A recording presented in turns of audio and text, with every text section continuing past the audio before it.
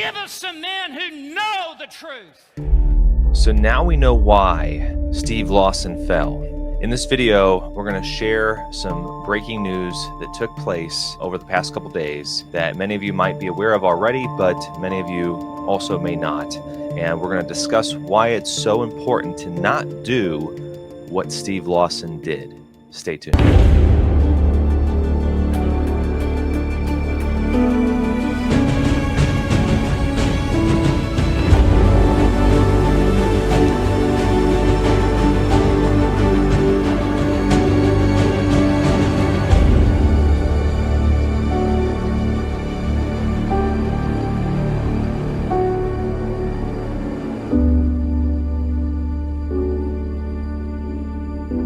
Hey, welcome back to the channel. My name is Jason Breda, and if you're new here, we'd love for you to subscribe and like the video and share it to push this out to go help spread the truth. Right now, we're dealing with a situation with Steve Lawson. For many of you, you probably already know who he is. If you're familiar to my channel, we've discussed him before. We've discussed his fall, his moral failure, falling from the church that he was serving in. And that's where the issue really lies, is his function, his role, and what he did on his day-to-day that set him up for this type of situation to where he did have a moral failure.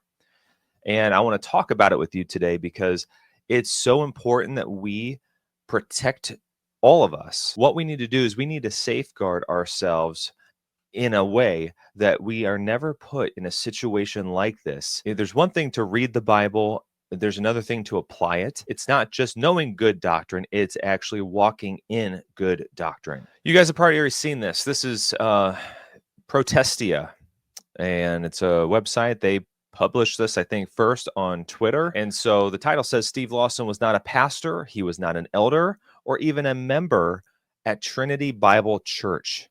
And so here's an update that they want to give. It's been 6 weeks that have passed since Trinity Bible Church revealed Steve Lawson was disqualified from ministry activities for having an inappropriate relationship. Again, this wording is so, I just think it's just trying to be politically correct. Not a big fan of it, just to say it. With a woman who was not his wife, the report goes on. Most of you know this. We've covered it. Other channels have covered it. So according to pastors Derek Brown and Cliff McManus of Creek Bible Church in Cupertino, California, on an episode of their podcast with All Wisdom, using information that had been verified by the testimony of 2 or 3 witnesses, Steve Lawson, though he was previously served as a pastor of previous churches, was neither a pastor, nor an elder, nor even a member of Trinity Bible Church. So he was not a pastor, he was not an elder at the church, and he wasn't even a member at the church. And so there's huge red flags right there. He was a pastor previously, and from what we know, those previous times of ministry did not go well. Church had splits, and since then, he is now a traveling preacher.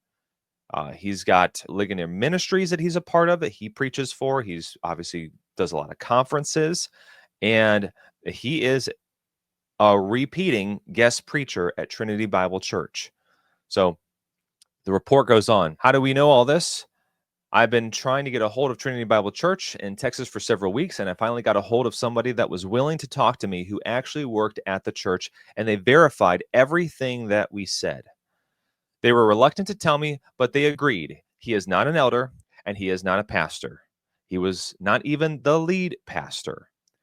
They kind of waffled when I said he was a member. They didn't want to tell me, but it was pretty obvious that he was not. So they agreed and acknowledged that as far as they know, the elders at their church are not the ones managing the Matthew 18 process, which is church discipline, with him because they can't. And that's sad. I mean, I don't know what their ecclesiology is, but the fact that you have someone that is repeating the pulpit almost every single Sunday at your church, and you don't feel like you have the grounds to lovingly discipline him according to the scriptures, we got some things messed up. There's some definite things messed up in the church. if that is the way things are going. I mean, not to mention that he's not a pastor, not an elder, not a member, but yet he is there preaching every single Sunday. That's problematic in and of itself. But now to take it a step further and say that we can't do anything because of those things is also, I think, a grave concern. Notice that while he was removed indefinitely from all ministry activities, he wasn't removed from a position. He was removed from all ministry activities, but he wasn't removed from being an elder or a pastor. What was Steve Lawson if he wasn't their pastor or elder? He was their lead preacher, and they have a screenshot here that shows this is his role. This is who he is. This is his function. This is what he does. And what we know is that Steve Lawson didn't want to be a pastor. He was a preacher at 2 previous churches that didn't go well. There was division. There were church splits. They say it's kind of an ugly story. And then he got to a point and said, I don't want to be a pastor. And they honored his wishes, and he just was a teacher. He was a guest teacher at all of these places, guest teacher at Ligonier Ministries and Trinity Church. He's been a guest preacher at John MacArthur's church, Grace Community Church in California, and others and conferences. I remember personally going to a conference on preaching that he ran. And I'll tell you more about that in a minute, because you'll see as this article goes on, some of the same issues are there. And I'll go into that. The Revelation tracks that with what several members of Trinity Bible Church have reported to us, saying that Lawson's scandalous affair opened their eyes to how problematic and challenging some of his behavior was. I listened to another channel that said that James White came out and really came against him pretty harshly, or just strong, deservingly, because he kind of was a diva. This is their words, not mine, and not James White's words, although he could have used those words. I didn't hear it, but I've heard this other pastor that's respected say that James White was affirming that he always had to have a certain type of pen with him, which was like $1,000 pen. He also had to be shuttled around. He also had, very restrictive diet, very demanding on a lot of different things with his time and what the whole outline of his being a part of things looked like. That's problematic. And I guess some of these things you overlook when you think someone is in the truth. That's another issue that needs to be, I think, discussed further, is that no one's above the mark of what the Bible says is the character that qualifies someone to be in ministry. Okay? I don't care what kind of ministry it is. There are qualifications in the scriptures that's not just associated with pastor.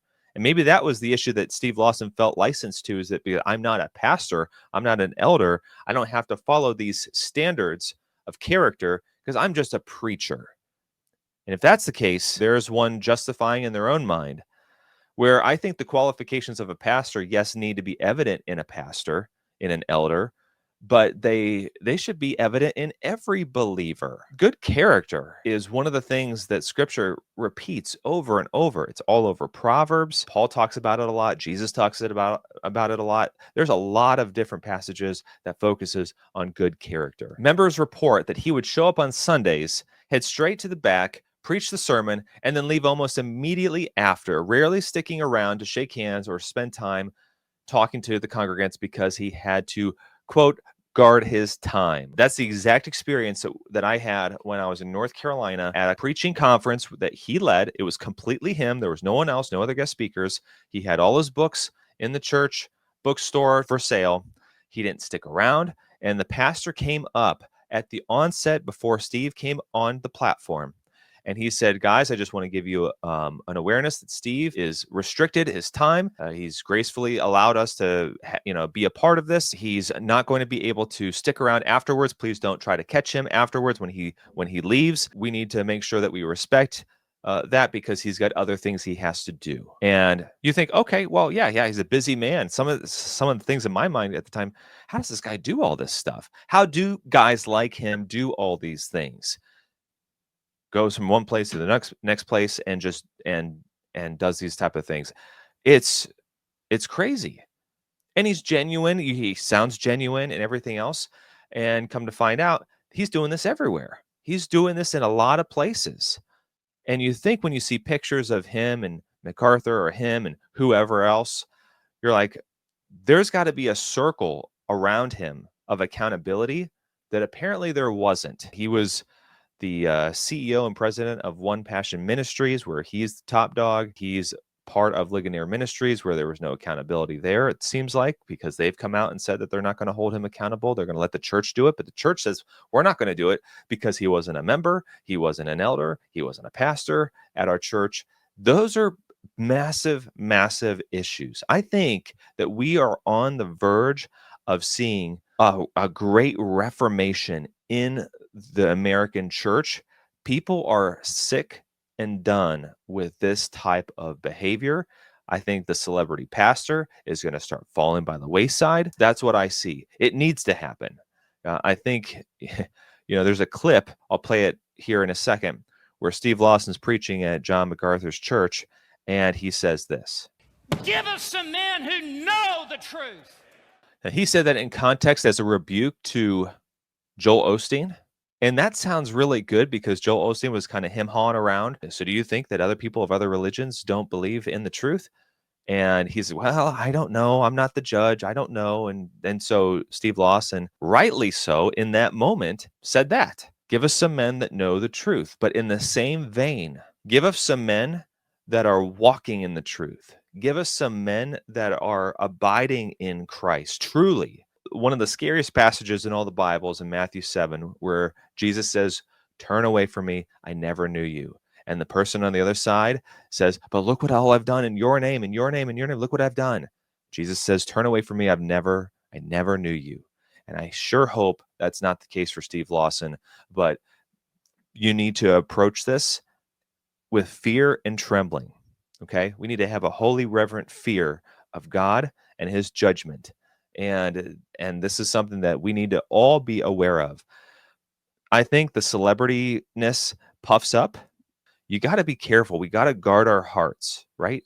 That's what we need to do as believers. We need to be right with the Lord, and we can do a lot of good things in his name and not really be walking with him. And that's a concern. Because he's not a member, elder, or pastor, the host suggests that the church has no ability to hold him accountable in ways they would if he were, pointing out how this changes the conversation from groups that initially chastises others. Challies went on and said something of the sort that you Christians out there, quit trying to micromanage this. This is the local church elders' responsibility. Trust them. They're godly men. They're saying that in ignorance. Trinity Church admits we can't do anything. Who's holding him accountable? Seems like nobody. And I think if you're a brother or sister in Christ with access to Steve, you should hold him accountable. Steve still has yet to come out and post anywhere that he is sorry for what he's done and that he repents for what he has done. The purpose of church discipline is restoration. And we need to continue praying for him and his family, his wife, his kids, his grandkids. Continue to pray. Steve Lawson needs to be held accountable because of James 3:1, and yet that's the responsibility of the local church elders, and he's a Bible teacher, but he's not even a member of the church. So the local elders of Trinity can't hold him accountable. He's not cooperating, is what is said. Here's another big point, is that the parachurch ministries don't have a structure of church discipline like a church does. There's another glaring issue. No matter what it is, there should be an open door for church discipline. If a parachurch ministry does not have that in their practice of how they do things as a parachurch ministry, brothers and sisters, get that in place right away. This is meant to protect the church, to protect the soul, to win back the person that falls into sin so that they're not just going to be forgotten about over the next year or so, and then they creep up somewhere else and start teaching somewhere else. We've seen it with Carl Lentz. We've seen it with others as well. We need to protect the church from these types of scandals. We're not doing a good service to these men when we're not holding them accountable. And for those that are the closest to these men, you can't do anything if they completely deny it, but everyone should be aware.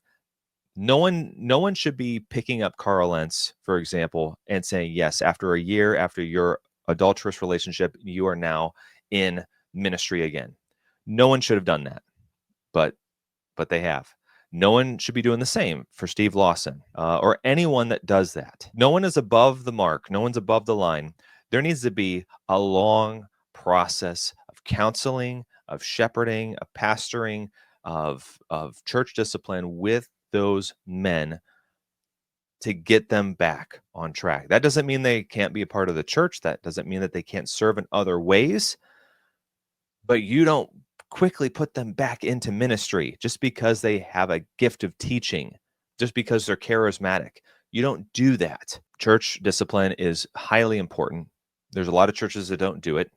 And churches need to be aware that this is the type of things that can happen when you don't have a proper ecclesiology in place, when you don't have proper biblical standards in place.